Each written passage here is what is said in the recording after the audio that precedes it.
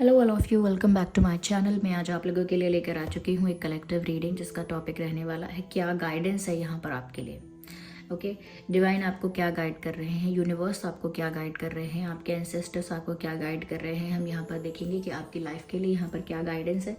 Reading सभी science के लिए है, सभी ज़ोडिएक साइंस के लिए है, हर उम्र के व्यक्ति के लिए है, टाइमलेस है, बिकॉज ऑफ कोर्स ये एक डिवाइन गाइडेंस है, तो ये सभी के लिए है।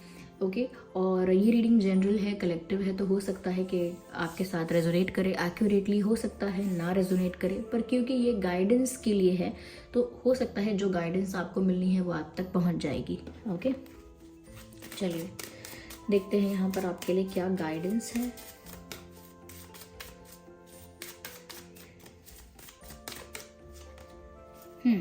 Okay, I need one card at one time. सबसे पहले है the divine order, do what you feel is right, an important lesson is unfolding. Viewers, यहाँ पर ये कहा जा रहा है, डिवाइन ऑर्डर का कार्ड आया है और बोला है do what you feel is right, यानी कि आपको जो सही लगता है अपने जीवन में करेंटली, जहाँ पर भी आप जिस भी सिचुएशन में हैं, जो आपको ठीक लगता है आप वो कीजिए। Do not listen to others, do not copy others, do not just follow what they have done, यानी जो दूसरों ने किया है सिर्फ वही आप भी फॉलो करें। ज़रूरी नहीं है ऐसा कि आपको ऐसा करना ही पड़े। यहाँ पर ऐसा भी लगता है व्यूअर्स कि जैसे हो सकता है कोई आपको प्रेशराइज कर सकता है, इन्फ्लुएंस कर सकता है, फिर भी आपको वही करना चाहिए जो आपके अकॉर्डिंग, आपके सोच के अकॉर्डिंग, आपके एक्सपीरियंस के अकॉर्डिंग या आपकी नॉलेज के अकॉर्डिंग जो आपको सही लगता है, आपके दिल के अकॉर्डिंग भी कह लीजिए चलिए। लेकिन दूसरों का इन्वॉल्वमेंट, इंटरफेरेंस आपके डिसीजन में एक लिमिट तक होना चाहिए कि जैसे अगर कोई एडवाइस करना चाहता है तो कर सकता है, लेकिन कोई आपको ज़्यादा इन्फ्लुएंस करे, ज़्यादा फोर्स करे या ज़्यादा आपको ज़्यादा दबाव बनाए आपके ऊपर, विच इज़ नॉट राइट, तो गलत है। यहाँ पर आप वही कीजिए जो आपको ठीक लग रहा है। साथ ही साथ यहाँ पर ये मैसेज भी है, अन इम्पॉर्टेंट लेसन इज़ अनफोल्डिंग, यानी कि एक बहुत ही अच्छा लेसन, एक बहुत ही अच्छा लेसन आप यहाँ पर सीखेंगे, एक बहुत ही अच्छा लेसन आपके लिए यहाँ पर अनफोल्ड हो रहा है। अनफोल्ड हो रहा है एज इन ये कुछ ऐसा यहाँ पर हो रहा है, जब ये हो चुका होगा तब आपको समझ में आएगा, ओ तो यहाँ पर मुझे ये सीख मिलती है और ये इसीलिए होना ज़रूरी था। So you will get to know it later, you will get to know it later कि क्या हुआ, क्यों हुआ, ज़रूरी क्यों था होना, और इसमें मुझे क्या सीख मिलती है, मेरे लिए इसमें क्या है।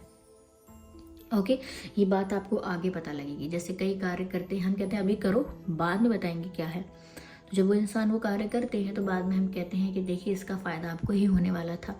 तो अभी के लिए आपकी लाइफ में जो एक सिचुएशन आई है या जो भी जिस भी टाइप के सिचुएशन को आप डील कर रहे हो, वहाँ पर एक इम्पॉर्टेंट लेसन आपके लिए अनफोल्ड हो रहा है। तो ये मत सोचो क्या हो रहा है, क्यों हो रहा है, आप उसको होने दो, लेट इट हैपन। ओके उसको नेचुरली फ्लो करने दो, जो भी आपकी लाइफ में हो रहा है उस सिचुएशन को नेचुरली फ्लो करने दो, एंड देन सी कि एक इम्पॉर्टेंट लेसन आपके लिए अनफोल्ड हो रहा है। और उसमें इम्पॉर्टेंट लेसन में ये बात ज़रूर इंक्लूड है कि आप खुद का डिसीजन खुद लो। वो होशियार है, उससे पूछूंगा वो सही बताएगा, वो बहुत ज़्यादा नॉलेजेबल है, उससे पूछूंगा वो मेरा बहुत अच्छा वेल विशर है, उसको पूछूंगा तो वो सही बताएगा। वो एडवाइस करेंगे अपने अपने एक्सपीरियंसेस के और अपनी अपनी नॉलेज के बेसिस पर, but you have to do what you feel is right. Okay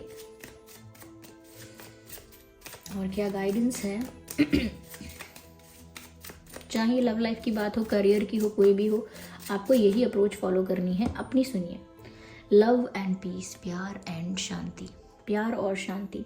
let go of the need to be right, choose peace. देखिए व्यूअर्स, जब बात इतनी बिगड़ जाए, चाहे वो कहीं भी परिवार में हो, रिश्तेदारी में हो, फ्रेंड्स में हो, कलीग्स में हो, या आपके पार्टनर के साथ ही क्यों ना हो, वेर एवर इट इज़, जब बात इतनी बिगड़ जाए कि आपको अपने आप को सही साबित करने के लिए कुछ रिश्तों को खोना पड़ेगा, कुछ रिश्तों को सेक्रीफाइस करना पड़ेगा। ऐसा होता है ना, कभी कभी अपना पॉइंट प्रूव करने के लिए हम इस हद तक जाएंगे, इतने आगे जाएंगे अपने आप को सही साबित करने के लिए, फिर चाहे हम वो रिश्ता ही क्यों ना लूज़ कर दें, यानी कि वो इंसान हमसे इतना ही रूठ जाए या इतना ही डिसरिस्पेक्टेड या ह्यूमिलिएटेड फील करे या इतना ही उसका दिल टूट जाए कि वो हमसे फिर रिश्ता ही ना रख पाए या फिर वैसा रिश्ता ना रख पाए जैसा था या जैसा होना चाहिए था।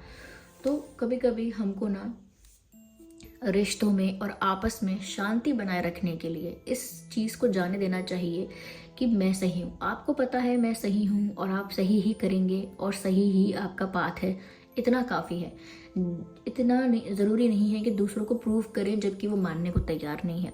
कैसे ना कैसे उनको साबित करें कि आप सही हैं, इसकी ज़रूरत नहीं है, क्योंकि आप सही हैं, आपको पता है, इतना इनफ है।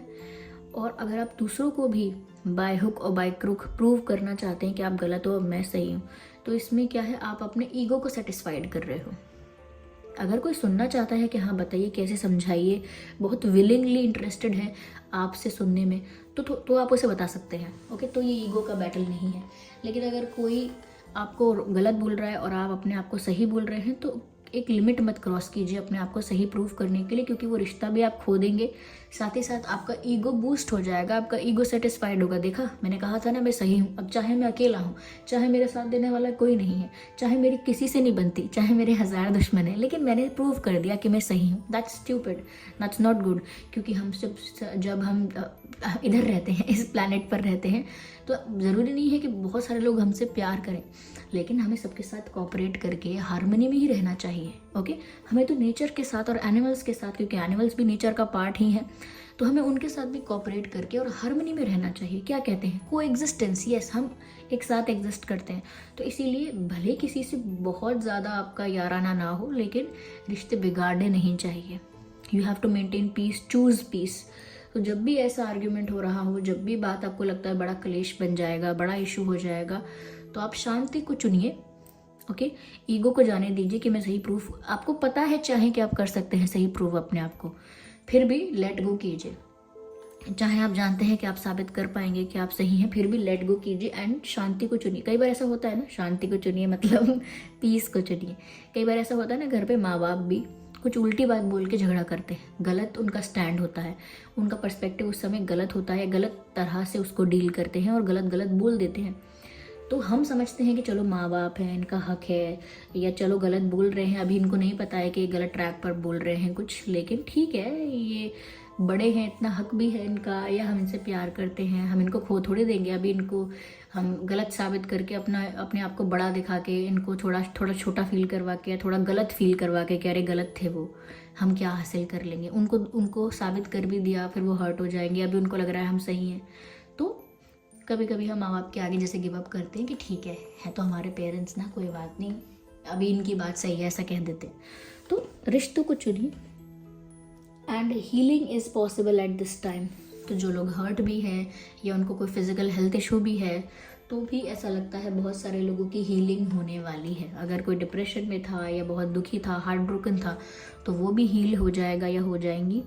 और अगर आपकी फैमिली में या आपको किसी को कोई हेल्थ इशू चल रहा था, किसी को जैसे काफ़ी प्रॉब्लमैटिक सिचुएशन हो गई थी हेल्थ वाइज, तो ऐसा लगता है वो भी हील हो जाएगा या हील होना स्टार्ट कर देगा, जो भी है वो। इसीलिए प्यार और शांति बनाए रखें, क्योंकि आपको इन रिश्तों की यानी अपनों की बहुत ज़रूरत पड़ने वाली है आगे आने वाले समय में। और ज़रूरत पड़ने वाली है एज इन के बाहर जो दुनिया है वो ऐसी है नहीं कि आप रिश्ते बनाएं और वो टिके लंबे समय तक। जो पहले से आपके रिश्ते हैं, आप उनको रिस्क पर मत रखिए, आप उनको दाव पे मत लगाइए, क्योंकि आगे नए बनेंगे रिश्ते, कितने नए बनेंगे, कितने अच्छे बनेंगे, कितने साथ देने वाले होंगे, you never know, really you never know.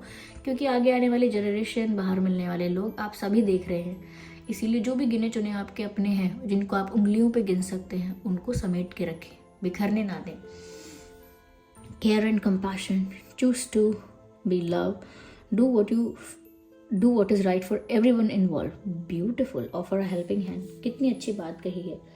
Do what is right for everyone involved, यानी कि कई लोग सिर्फ सही करते हैं कि भाई मुझे जो सही लग रहा है मैं वो करूँगा, जो मेरे लिए इस समय सही है मैं वो करूँगा, फिर चाहे उस वजह से दूसरों को कितना भी कष्ट हो, फिर चाहे मेरे डिसीजन की वजह से दूसरों को कितना भी हार्म हो, कितनी भी तकलीफ हो, कितनी भी रोएं, कितना भी नुकसान हो जाए उनका, मुझे तो, लेकिन मेरे लिए तो ये सही है ना, मैं इसीलिए करूँगा इसको। नहीं, आप लोगों को हमेशा ऐसा ही डिसीजन लेना चाहिए जो सबके लिए सही है। मान लीजिए कोई ऐसा, जैसे मान लीजिए कोई गवर्नमेंट में कोई ऐसी पॉलिसी बना देता है, सपोज एग्जाम्पल पे कोई ऐसी एग्जाम्पल ले लीजिए, कोई ऐसा डिसीजन ले लेता है या कोई ऐसी पॉलिसी बना देता है जिसमें कुछ ही उनको फ़ायदा हो बस कि यहाँ से ये फॉरेस्ट है और यहाँ से ये लकड़ियाँ मुझे मिलनी चाहिए, मैं इनका ये व्यापार करूँगा, इससे मुझे फ़ायदा होगा।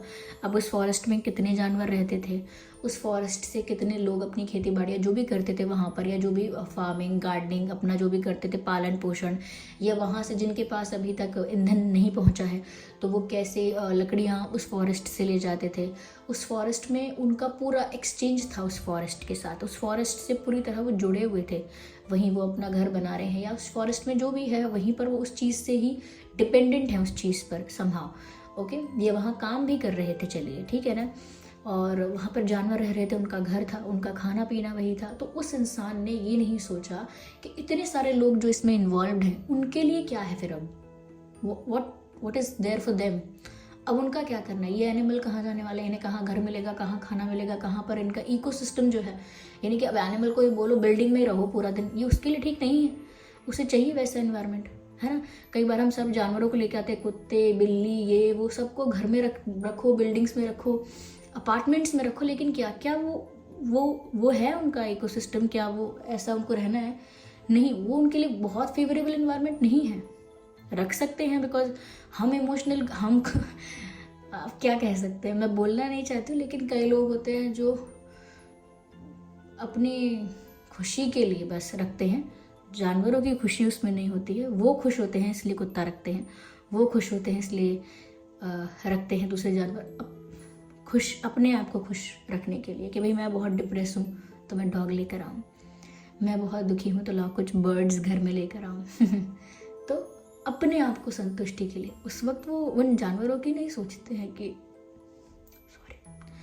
उस वक्त वो उन जानवरों के लिए नहीं सोचते हैं कि क्या इनको ऐसा मतलब इंडोर पसंद है या ऐसा उनको ग्रीनरी है बाहर का। ऑफ कोर्स क्योंकि अब बाहर ऐसा नहीं रहा है, जानवर हर जगह नहीं रह सकते हैं और इसीलिए लोग भी उन्हें अडॉप्ट करते हैं तो अच्छा करते हैं। लेकिन कभी कभी इन लोगों का इंटेंशन, कई लोग होते हैं सोचते हैं कि जानवर रखेंगे तो सिक्योरिटी करेगा घर की, है ना, सिक्योरिटी करेगा हमारी। कई लोग सोचते हैं कि ये रहेगा तो इमोशनली हम ठीक रहेंगे, अकेला फील करेंगे नहीं कभी। लेकिन जब उन्हें कोई मिल जाता है तो उनको फिर जानवरों की भी याद नहीं आती, है ना। तो इसमें बस ये है कि इंसान जो है उसको वही डिसीजन लेना चाहिए जो सब इन्वॉल्व लोगों के लिए ठीक है। मान लीजिए आपकी फैमिली में आप इन्वॉल्व हैं, ठीक है अब आपने कुछ ऐसा डिसाइड कर लिया कि सपोज आपके पेरेंट्स हैं, आपने सोचा मेरा करियर तो यहाँ है वहाँ है, मैं वहाँ जाऊँगा वहीं रहूँगा यही करूँगा। आपके पेरेंट्स हैं, घर में और लोग हैं, वो कह रहे हैं अरे हम कैसे रहेंगे, फिर हम बुज़ुर्ग हो रहे हैं, बूढ़े हो रहे हैं, तो फिर तो आप अगर सोच रहे लेकिन मेरे करियर का सवाल है ना, मैं मिलने आ सकता हूँ, ये कर सकता हूँ, वो कर सकता हूँ, लेकिन मेरे करियर का सवाल है ना, मैं अपना करियर नहीं चूज़ करूँ, मेरी लाइफ तो फिर यहीं इसी घर में रहकर ख़त्म हो जाएगी, बर्बाद हो जाएगी। और वो ऐसा डिसीजन नहीं लेते जो सबके लिए अच्छा हो, अपना अपना सोचते हैं। तो मैं ये नहीं कह रही कि हमारी पूरी जनरेशन ऐसी है, लेकिन बहुत लोग ऐसे हो गए हैं स्ट्रेट फॉरवर्ड होने के नाम पर, या बहुत इंडिपेंडेंट होने के नाम पर, या बहुत ज़्यादा सक्सेसफुल होने, एम्बिशियस हैं, इसीलिए इन चीज़ों के बेसिस पर वो इतना ज़्यादा सही डिसीजन लेते हैं अपने लिए इतना सही डिसीजन लेते हैं कि वो ये नहीं देखते कि आपके डिसीजन में जो लोग इन्वॉल्व हैं वो इससे कितना हर्ट होंगे। जैसे मान लीजिए अब कोई टीचर पढ़ा रहा है स्कूल में और एग्ज़ाम आने वाले हैं, या सिलेबस कंप्लीट होना बहुत ज़रूरी है, ये बच्चे डिपेंडेंट हैं उस टीचर पर कि अरे हमें तो ये भी नहीं आता, वो भी चैप्टर नहीं आता, ये भी नहीं आता, टीचर करवाएगा। टीचर अचानक से अपने ईगो में कह रहे में कि मुझे दूसरे स्कूल में अच्छा पेमेंट मिल रहा है, सैलरी अच्छी मिल रही है, तो मैं वहाँ शिफ्ट कर रही हूँ अभी। और उन बच्चों का क्या, जो आपको पहले उनका कंप्लीट कराना चाहिए था सिलेबस, फिर जाना चाहिए था। तो यानी कि आपके डिसीजन में जो दूसरे लोग इन्वॉल्व थे, चाहे वो उस स्कूल के प्रिंसिपल्स क्यों ना हो, जिन्हें अब नया टीचर अरेंज करना पड़ेगा, सभी लोगों को कठिनाई हुई। इसीलिए कभी ऐसा डिसीजन नहीं लेना चाहिए जानबूझ के, ओके, पर्पसली ऐसा डिसीजन नहीं लेना चाहिए जहाँ दूसरों को भी कष्ट हो और सिर्फ आपको फ़ायदा हो। आपको थोड़ा फ़ायदा हो, कम फ़ायदा हो, लेकिन किसी और को, मान लीजिए आप सिलेबस कंप्लीट करा के जाएँ तो आपको क्या है, थोड़े बाद में ज्वाइन करना पड़ेगा, शायद हो सकता है वहाँ पर ज्वाइनिंग ना मिले, कहीं और करना पड़ेगा, लेकिन अपना कार्य पूरा करिए, ठीक है। परिवार अगर नहीं रह सकता आपके बिना तो ऐसा करिए कि आप उनके पास भी ज़्यादा दिन रह पाएँ, या कहीं कोई ऐसी चीज़ करिए, कुछ ऐसा काम करिए, कुछ ऐसा आइडिया निकालिए कि वो आपके पास रह पाएँ। सेल्फिश होकर मत सोचिए, आप जहाँ जा रहे हो वो आपके साथ जा पाएँ, सेल्फिश होकर मत सोचिए। और रही बात फॉरेस्ट की जो हमने सबसे पहले की थी, तो ऐसे फ़ायदे के रास्ते मत ढूंढिए, अल्टरनेटिव ढूंढिए दूसरे। किसी को ऐसे तकलीफ पहुंचाकर नहीं बनाया जाता अपना घर दूसरों के तोड़ के। Okay, and offer a helping hand which means कि मदद कीजिए, हेल्प के लिए रेडी रहिए अगर आप कर सकते हैं। कई लोग होते हैं पैसों से हेल्प नहीं कर सकते, लेकिन इतने अच्छे होते हैं कि दूसरे लोगों के लिए बहुत भाग दौड़ करते हैं, दूसरे लोगों के लिए बहुत काम करके दे देते हैं उनका। बहुत अच्छी बात है। पैसों से भी ज़्यादा बड़ी बात होगी कि आपने उन्हें अपने हाथ पैरों से मेहनत करके हेल्प की है। ओके, ये भी बहुत बड़ी बात हो गई। तो जैसे जिसकी क्या कहते हैं, जैसे जिसकी कैपेसिटी हो, कोई हाथ पैरों से भाग दौड़ के मेहनत करके किसी की हेल्प कर सकता है, कोई किसी को सिखा के पढ़ा के गाइड करके हेल्प कर सकता है, कोई सच में किसी को पैसे दे सकता है, कुछ किसी को दिक्कत हो या खाना खिला सकता है, कपड़े पहना सकता है, पढ़ाई लिखाई करवा सकता है, जो जिस लायक है। ओके, प्रभु ने जिसको जिस लायक बनाया है वो उतना उतना कर सकता है, उसे उतना उतना कर देना चाहिए। तो आप भी ऐसा करते रहिए। ये आपके लिए यूनिवर्स की तरफ से गाइडेंस है व्यूअर्स। अगर आपको ये रिलेटेबल लगती है, आपकी लाइफ के लिए यूज़फुल लगती है, डू दैट। इससे आपको बहुत हल्का फील होगा, लाइटर फील होगा अगर आप ऐसी चीज़ें करेंगे। Okay, so this was the reading. I hope ये रीडिंग आपके लिए हेल्पफुल थी। चलिए हेल्पफुल थी। चलिए मिलते हैं अगली रीडिंग में, तब तक के लिए बाय बाय, टेक केयर।